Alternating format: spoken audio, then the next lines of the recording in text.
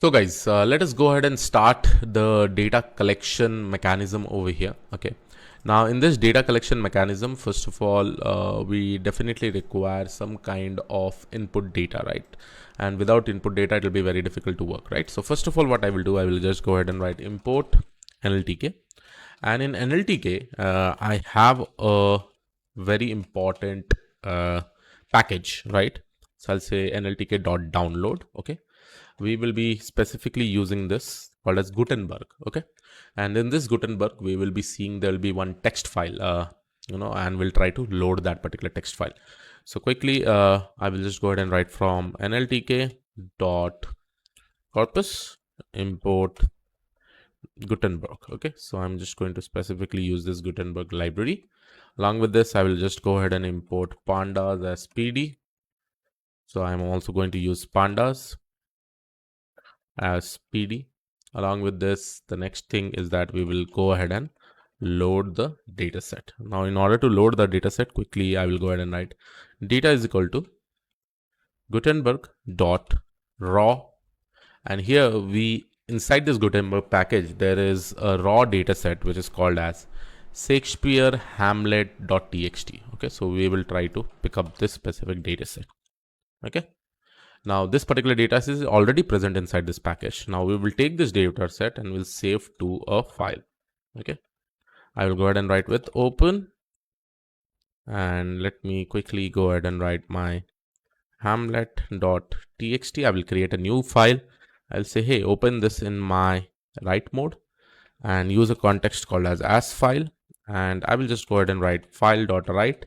And whatever data I'm actually getting from that particular txt file, I'm just going to write in this. Okay.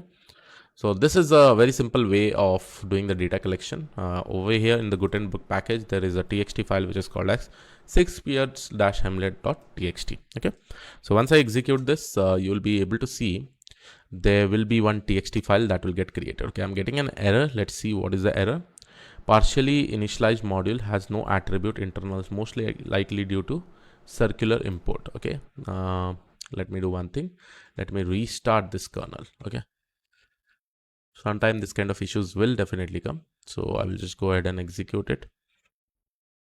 So here you can see NLTK Gutenberg is already up to date. Okay, and now here if you see Hamlet.txt. Okay, so why I got that particular error, because I had, before starting the recording of the video, I had imported it once and I was just trying to do it. So now I just restarted the kernel, and now you can see over here I'm able to get this particular Hamlet.txt. Now this is what is the Hamlet.txt, the tragedy of Hamlet by William Shakespeare 1599, and it's a huge data set. And we'll take this entire data set and we'll train with LSTM-RNN. Okay, one more thing that I really want to go ahead and tell you. If you do not have a powerful system, please try to execute all this code in Google Colab. In Google Colab, you have free GPUs. Right now in my system, I have a powerful system workstation. So I think I will be able to install all these things and work with this in my local machine. Okay. Now, this is the first step. Now we will go ahead with data pre-processing. Okay. So quickly, let's go ahead and do this. So for data pre-processing, I'm going to import NumPy as NP. Okay, one of the library. Along with this, what I will say, I will go ahead and write from TensorFlow dot keras dot pre-processing. Okay, dot text. I'm going to import tokenizer. Now, with respect to this, I will also go ahead and import from TensorFlow dot keras dot pre-processing dot sequence. I'm going to go ahead and import pad_sequence. Okay, see, I will talk about why we are using this particular library. Okay, everything will make sense once first of all, let us go ahead and import it. Okay, then I will also go ahead and write from sklearn dot model selection import train test split. Okay, so this is specifically for train test split. Okay, now let me talk about the first one. Tokenizer is just a library that is present inside TensorFlow.keras, which will actually help you to convert your text into vectors. Padding sequence specifically makes sure that all the sentence length will be same while we are training the entire LSTM-RNN, and this is specifically for doing your train test split. Now I have to apply, I'll go ahead and load my data set, and I have to apply this entire tokenizer and padding sequences specifically in our data set, right? So I will go ahead and write with open, and here let me just go ahead and write hamlet.txt. Here I'm going to basically use my read mode, and I'll say, hey, as file, and I'll just go ahead and write text is equal to file.read, and here we are specifically going to use this dot lower. Okay, so first of all, I'm just lowering all the text and probably taking in the specific variable. Okay, after this, I will go ahead and tokenize the text. So in order to tokenize it, I will say tokenizer will be my variable. I will go ahead and initialize this particular to my tokenizer object or tokenizer class. After this, you'll be able to see that I will quickly go ahead and write tokenizer dot fit underscore on underscore text. Okay, so this is a function which we are specifically going to use this, and this text needs to be given in the form of list. Okay, so this is a function that will be specifically used in we just need to use this fit underscore on text so that it will apply this entire tokenization on the text that I'm actually giving. Okay, now we will just go ahead and calculate our total words. So let me just go ahead and write total words is equal to length of tokenizer dot word index. We will get the word index. Okay, so word underscore index, and since we know that it is starting from 0 index, so I will just go ahead and write +1. Okay, now if I go ahead and see my total words, okay, there is it is saying that, hey, no module name tensorflow.keras.preprocessing. So here, guys, I've just made a minor mistake where I've done the spelling change. Instead of writing processing, I've written this. Okay, so double S it should be, like how we have written for the top one. Right now, let's go ahead and execute this. Now the total number of words that I'm actually getting is 4818. Okay, and you'll be able to see that if I just go ahead and write tokenizer.word index, right, you'll also be able to see all the word index. Like for the number is 1, the index is 1, then and you have the index is 2, for 2 you have the index is 3, of 4, like this. For every word you will be able to see the indexes. Okay, now this is what my tokenizer work is specifically doing. Now let me quickly go ahead and make sure that we have to try to create some input and output sequence, right? Now, how do I actually go ahead and create input and output sequence for this particular data set? But here you can see with respect to every word, I'm able to get an index by using this tokenizer. Okay, and that is why this tokenizer is specifically used, right? So when we are fitting it over here, we are basically creating indexes for words. Okay, perfect. Till here, I think everybody is clear. All right. Now let's go ahead and create my input sequence. So I will go ahead and create my input sequences. Okay, so input sequences basically means I will have an input text, and then I should have for that input what will be the next word, right? Something like that. So I will go ahead and create a list which will say input sequences is equal to this list. I'll say for line in text dot split. I will split this entire text with respect to a new line. Okay, for every line. Okay, then I will go ahead and write token underscore list is equal to, and I will use this same tokenizer, and there will be something called a text to sequence. There is a function which is called as text underscore to sequences. Okay, and I will take every line for this. Okay, every line, and from that particular line, let's take the 0th index. Okay, inside this particular token list. Okay, so let's see, you'll be able to understand the output. Okay, what will happen, just wait for some time. So I will go ahead and write for I in range.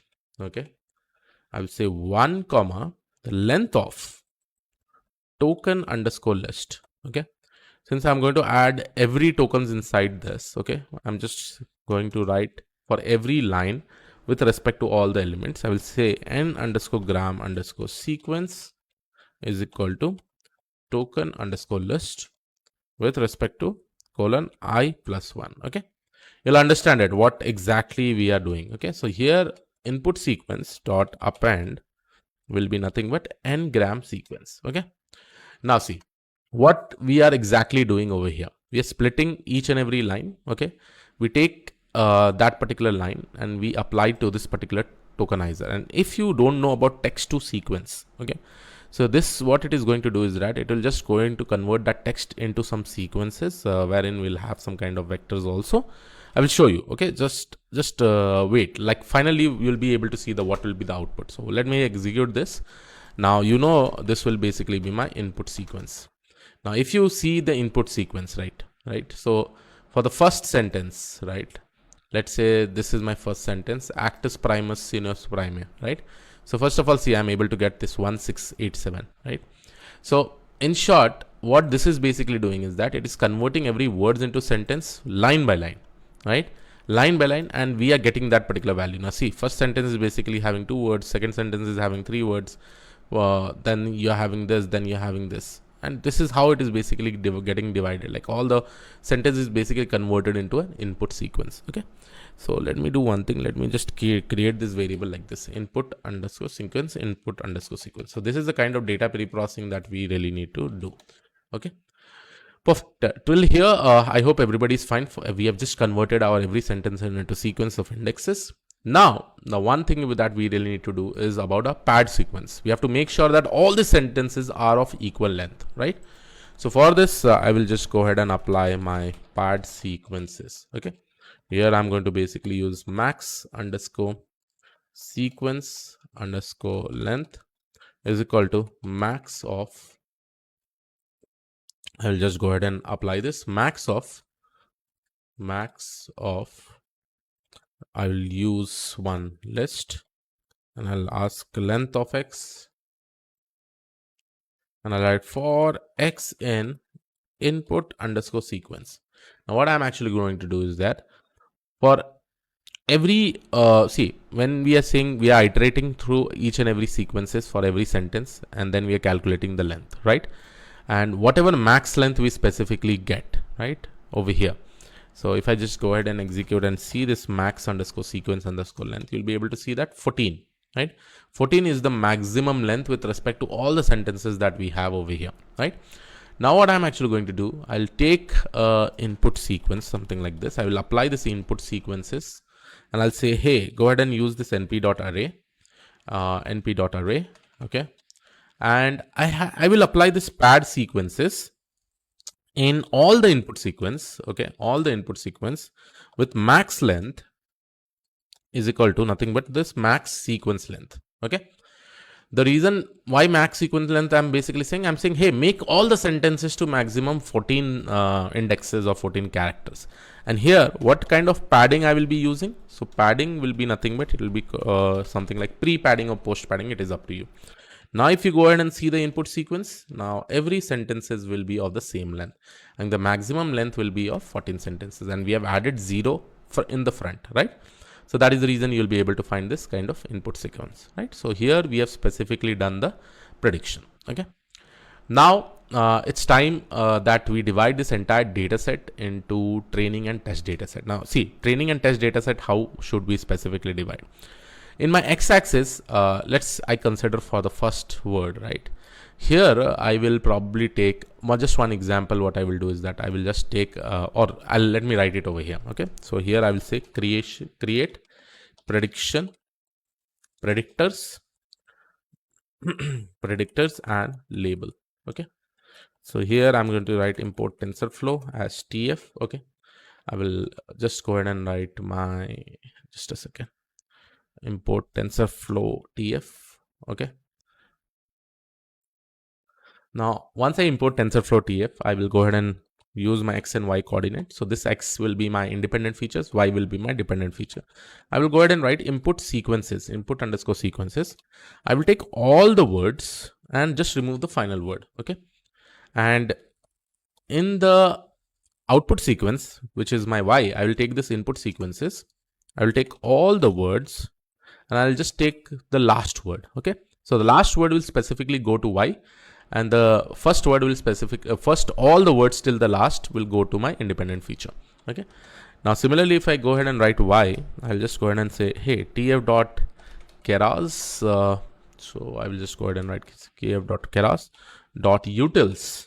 dot to underscore, or first of all, let me just go ahead and execute this. Okay. So here you'll be able to see this is my X. Okay. All the input features. And when I go ahead and see my Y, so here you'll be able to see this indexes. Okay. With respect to this, so many number of indexes will be there. Okay. Now, for this Y, we cannot just keep this into indexes, right? Based on the number of classes, some words may be repeated, some words may not be repeated. We'll try to convert this into categories. So in order to convert this into categories, I will say tf.keras.utils.to underscore categorical. Here I'm going to basically take Y, comma number underscore classes is equal to total underscore words. Okay. Now if I go ahead and see my Y, it will be like completely wherever this particular index will be present, that will be 1, remaining all will be 0. Wherever this index will be present, that will be 1 and remaining all will be 0. Wherever this index is present, that will be 1, otherwise remaining all will be 0. So we have actually converted our output feature with respect to all the categories, right? Now it's time that we go ahead and split our data set into train and test. So here you can go and do this. I've taken train test split, XY test size is 0.2. Okay. So once I execute this, now we are going to, we are ready to probably go ahead and train our LSTM RNN, right? Train our LSTM RNN. So this process of LSTM RNN training is going to definitely take time. Till here, I think we have done the data ingestion and data pre-processing. We have our input features with respect to the index, and we have our output features, right? Now it's time that we go ahead and train our entire model, and that will be shown in our next video. So I hope you like this particular video. This was it from my side. I will see you in the next video. Thank you.